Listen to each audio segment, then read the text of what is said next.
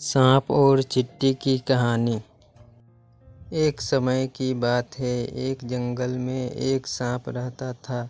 सांप जंगल के छोटे मोटे जानवरों से चूहा, मेंढक, छिपकली, गिलहरी पंछियों के अंडों को खाकर बहुत बड़ा और मोटा हो गया था।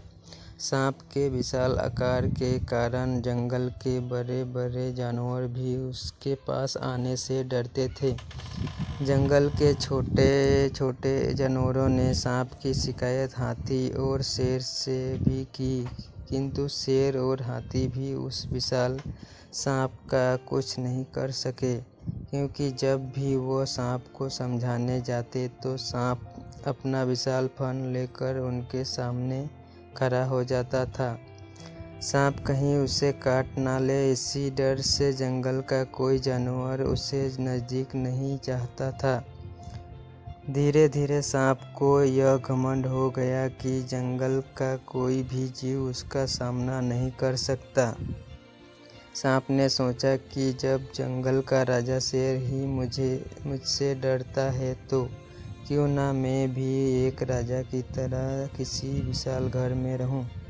यह सोचकर सांप एक विशाल बरगद के पेड़ के बिल में रहने लगा। सांप के आने से डर के कारण बरगद में रहने वाले सभी जीव जंतु और पंछी उस पेड़ को छोड़कर चले गए। बरगद के पेड़ के पास ही चींटियों की बांबी थी। सांप जब भी कहीं जाता तो उसे रास्ते में चींटियां मिल जाती थी। चींटियां हमेशा अपने काम में व्यस्त रहती थी और सांप को नमस्कार नहीं करती थी। चींटियों का यह व्यवहार सांप को पसंद नहीं आया। एक दिन वह चींटियों की रानी से बोला, तुम अपनी सेना को समझा देना कि मैं जब भी यहाँ से गुजरता हूँ तो मुझे सर झुकाकर नमस्कार करें, नहीं तो मैं सभी को मार दूँगा।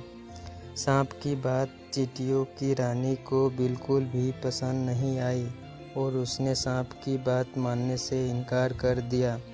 सांप ने गुस्से में आकर अपनी पूंछ से चींटियों की बांबी पर प्रहार कर दिया, जिससे उनके घर को काफ़ी नुकसान पहुंचा। सांप के इस व्यवहार से सभी चींटियां बहुत अधिक क्रोधित हो गई और उन्होंने एक साथ मिलकर सांप पर हमला कर दिया। चींटियों के काटने से सांप की बहुत बुरी हालत हो गई। धीरे धीरे चींटियों की संख्या बढ़ती जा रही थी और सांप अपने आप को असहाय महसूस करने लगा। आखिरकार चींटियों के हमले से सांप की मौत हो गई और जंगल के जानवरों को उस खतरनाक सांप से मुक्ति मिल गई। इस कहानी से हमें शिक्षा मिलती है कि कभी भी किसी भी जीव को छोटा समझकर उस पर अत्याचार नहीं करना चाहिए। एकता में बहुत शक्ति होती है। दोस्तों, यह कहानी अच्छी लगी तो लाइक शेयर ज़रूर कर देना।